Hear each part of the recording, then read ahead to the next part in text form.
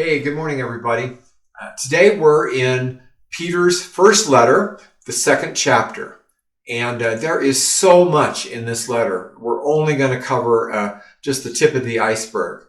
But just a quick reminder of the setting, that Peter is writing to a group of Christians who have been exiled. They've been kicked out of their homes, basically, because of persecution, because of the evil Roman Emperor Nero, who was waging war against Christians. This all happened about 30 years after Jesus' resurrection. And in chapter 1, Peter reminded them of the great inheritance that they had, the great personal inheritance, people that had been given so much because of Jesus' death and resurrection. Even though they're being persecuted, Jesus is still there with them. And so because they've been given so much and because he's walking with them, Peter reminds them that they're called to live holy lives, because that's going to be the best way to bring the death and resurrection of Jesus to other people.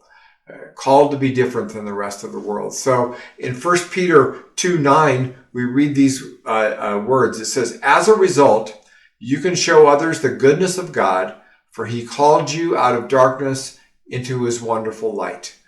Here's the passage where he's telling us that that's our calling, to show the goodness of God. And then Peter gives us some specific ways that are going to be harder for us to hear, but listen to what he said in verse 12. He says, "Be careful to live properly among your unbelieving neighbors.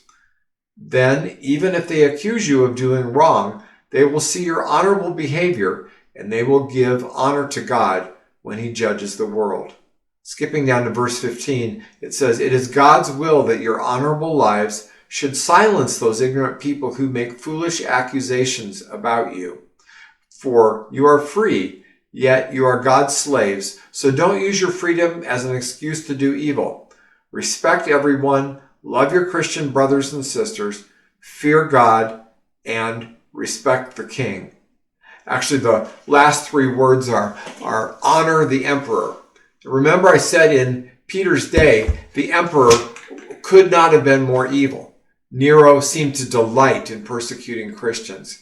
But Peter is telling these Christians that even in the midst of this evil government, as far as it is possible, as far as it goes for being faithful to Christ, he says, you're called to be a model citizen. We want to be the kind of people who make leaders say, wow, I wish there were more Christians around.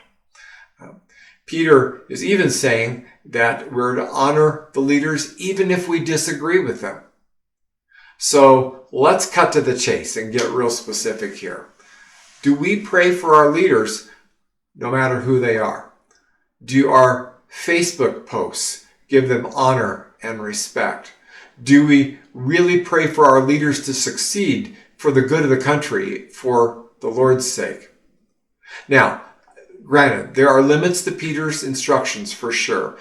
We can never condone ungodliness or dishonesty in our leaders, and we can certainly disagree with policy decisions, but we disagree in a respectful and honest sort of way, and we refrain from personal insults.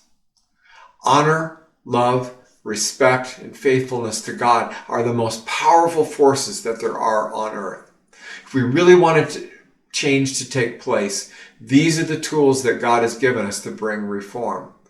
Now, from the world's view, they seem very weak. Bigger weapons and louder sound bites would seem to be stronger on the surface. But remember, because Jesus rose from the dead, Jesus started with a church with 12 people. And now there are roughly 2.5 billion Christians in the world. We always want immediate and massive changes to take place, but God seems to work in a slower, more personal, one-on-one, one person at a time sort of way. And he's given us a role to play in this plan. He calls us to be his lights in the world. That's the name of our church, Light of the Desert. And so I just ask you, going back to verse 9, does your life show others the goodness of God? That's what we're called to do. Remember, it's that same power that raised Jesus from the dead that's available to each of us. It not only forgives us, but it gives us the opportunity and the ability to be a bright shining light for Him. So go out now today and let the light of Jesus shine through you. Have a great day. If these devotional videos are helpful to you, subscribe to our channel and click the notification button so you know when we post a new video. And of course, please share them with others.